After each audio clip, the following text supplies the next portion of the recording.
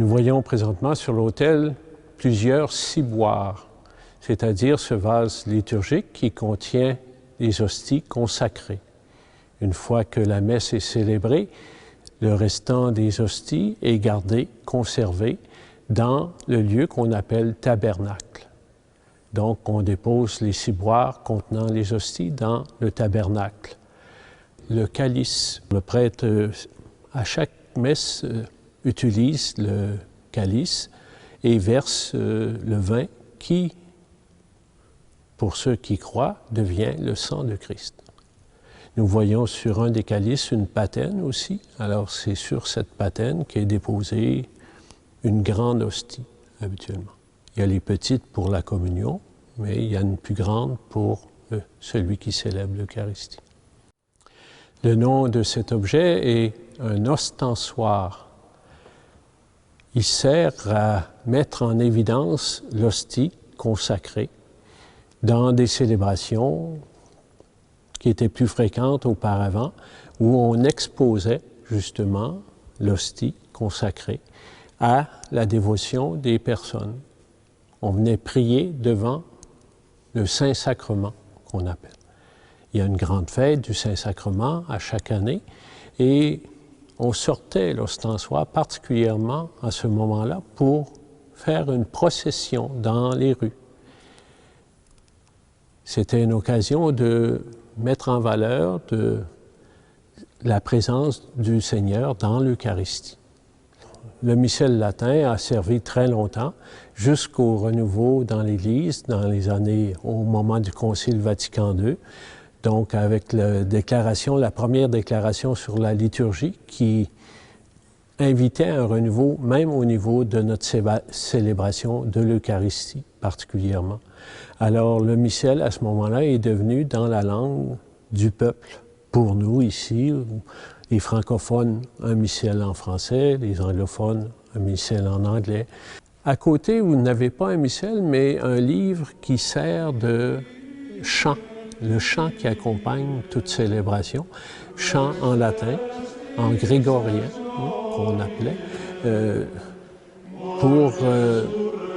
ça fait partie de toutes nos célébrations, la part du chant. Alors, il y avait des chorales qui chantaient en latin. Alors, c'est un livre qui a été utilisé jusqu'à la période du Concile pour regrouper tous ces chants, toutes les messes complètes, toutes les prières chantées. Alors, on retrouve ça dans le livre à côté du missel sur l'autel. Ces objets, nous les appelons des reliques. Elles nous relient, si on veut, ou elles nous mettent en lien avec des personnages de l'histoire de l'Église, des saints, des saintes, ou bien, comme il peut y avoir des reliques de la croix du Christ. Quelquefois, on dit, si on mettait toutes ces reliques de la croix du Christ ensemble, on aurait plusieurs milliers de croix. Alors, ça met peut-être un peu en question la relique, mais habituellement, c'est reconnu comme soit ayant appartenu à un objet qui a touché aux vêtements de la personne, de la sainte ou du saint, ou bien c'est un objet de son corps même, un petit morceau, un tout petit morceau, un fragment d'un os, par exemple, plus gros. On aime avoir des reliques, c'est-à-dire des saints du patron, par exemple, de l'Église, comme ici, une de celles que nous voyons sur l'autel, représente et est en lien avec Saint Grégoire. L'endroit, la table, si l'on veut, où l'on célèbre l'Eucharistie, est un lieu particulier, et pour signifier vraiment qu'on ne célèbre pas n'importe quoi, un simple repas, eh bien, la pierre d'autel signifie un petit peu que cette table, elle est consacrée à célébrer l'Eucharistie. Alors, c'est une pierre en marbre, habituellement, une pièce de marbre, dans laquelle on insère une relique, au moins, d'un saint. Alors, c'est encore pour signifier que ce lieu où on célèbre l'Eucharistie est un lieu particulier, qui est en lien avec notre foi. Cette table, habituellement, prend la forme, quelquefois, où rappelle le tombeau du Seigneur. Aujourd'hui, avec le style plus récent, on reconnaît plus ou moins le tombeau. On insiste moins sur le tombeau que sur la table, hein, rassemblée autour de la table de l'Eucharistie. Nous voyons maintenant sur l'autel plusieurs objets différents qui servent pour différents moments de célébration. Célébration de l'Eucharistie, entre autres, où nous voyons deux petits contenants qu'on appelle burettes. Dans l'une, on met l'eau et l'autre, le vin, qui vont être versés dans le calice au moment de l'offertoire. Nous voyons le crucifix, bien sûr. Habituellement, il est présent aussi sur l'autel, mais aussi dans les églises et les lieux chrétiens. Nous voyons aussi des clochettes. Aujourd'hui, on entend très peu ces cloches, mais au moment du Concile, il y avait encore à l'intérieur de l'Eucharistie des moments privilégiés où on invitait les gens à porter attention au mystère qu'on célébrait. Il y avait au Sanctus, au chant du Sanctus, qui précédait la consécration. Et au moment de la consécration, où le prêtre élevait l'hostie et aussi le ciboire, le calice, excusez-moi, le calice, alors avec le sang du Christ, présentait aux gens et les gens bien accueillaient, vénéraient. Et la cloche rappelait ce moment important de la célébration. Il y a au milieu ici de l'autel un ensemble qui servait souvent dans les familles. Chaque famille chrétienne avait souvent cet ensemble chez lui. Et lorsqu'une personne était tout près de la mort, souvent elles étaient à la maison, pour une raison ou l'autre, on faisait appel au prêtre pour qu'il vienne donner ce qu'on appelait les derniers sacrements. Dans le registre, on marquait « muni des derniers sacrements ». Celui ou celle qui est décédé, on disait « est-ce qu'elle avait reçu ces derniers sacrements ?»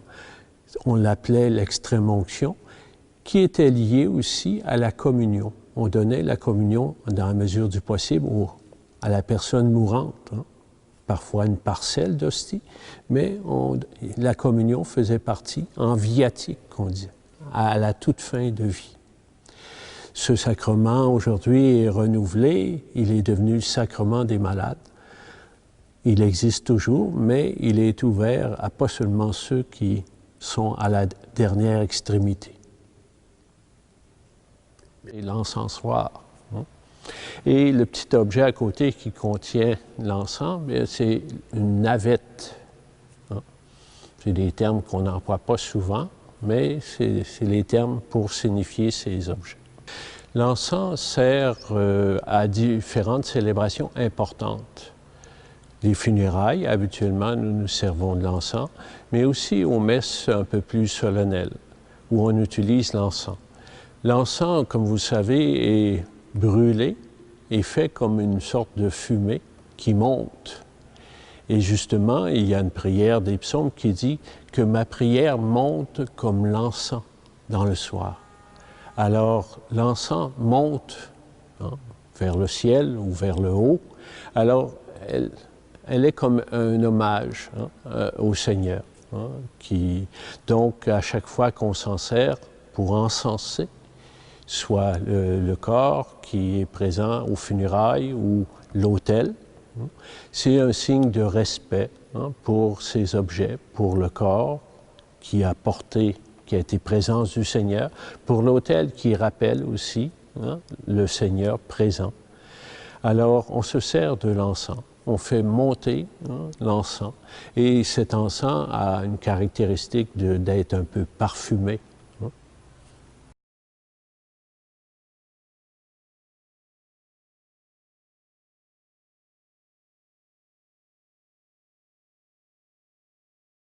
Je dirais que c'est le vêtement de base pour le prêtre, mais aussi pour les servants de messe qui portent aussi ce même vêtement. On l'appelle l'aube. C'est un grand vêtement blanc qui recouvre les vêtements ordinaires qu'on porte. Alors, c'est le vêtement de base. sur lequel le prêtre va porter d'autres vêtements pour célébrer différentes célébrations, les sacrements entre autres, l'Eucharistie. Alors pour le prêtre qui célèbre les sacrements, mais particulièrement l'Eucharistie, sur l'aube, il porte une chasuble, un vêtement assez ample qui couvre le devant et le derrière. Habituellement, il y a un motif qui montre la croix ou un autre signe pastoral sur la chasuble. Avec la chasuble vient autour du cou l'étole, qui est une espèce de bande de matériel qui couvre le cou avec une croix au milieu du cou. Anciennement, il y avait une autre pièce de vêtement qu'on ne met plus depuis déjà bien des années, qu'on appelait le manipule. Le prêtre portait ce vêtement, pièce de linge, au bras gauche, et c'était bien pratique. Elle servait pour essuyer lorsqu'il avait chaud. C'était une façon très pratique.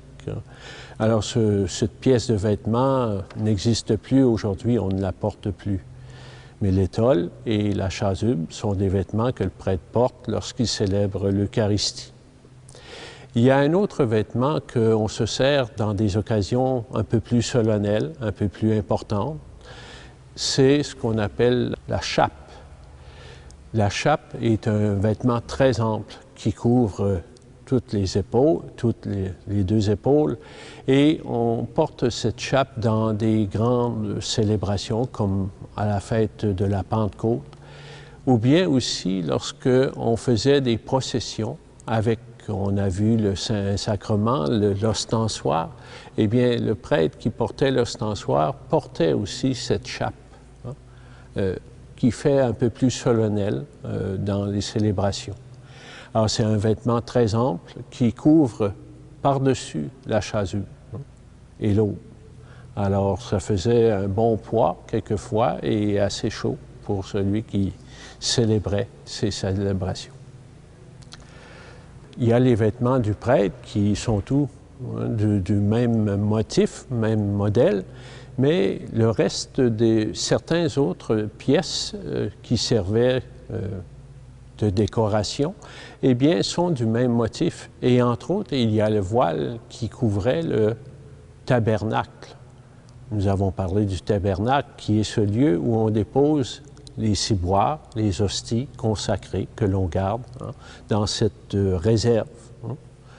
Alors, il y avait un voile du même motif que les vêtements du prêtre, selon les couleurs liturgiques, alors qui couvrait l'entrée du tabernacle, la porte du tabernacle. De même, sur l'autel, pour couvrir le calice, il y avait aussi un voile du même motif. Donc, c'était un ensemble, les vêtements du prêtre et aussi des pièces décoratives qui servaient pour la célébration.